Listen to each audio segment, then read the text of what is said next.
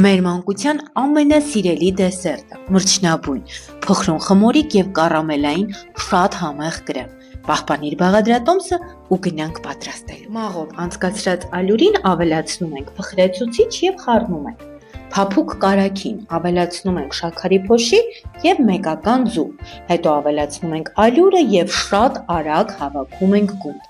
Խմորը բաժանում ենք 4 հավասար մասերի և ուղարկում ենք սառնարան։ Անցկացնում ենք քերիչի խոշոր անցքերով, եփում ենք նախապես տաքացրած ջեռոցում, մինչև ունենանք ոսկեգույն երանգ։ Կրեմի համար հարած կարագին ավելացնում ենք եփած խտացրած կաթ,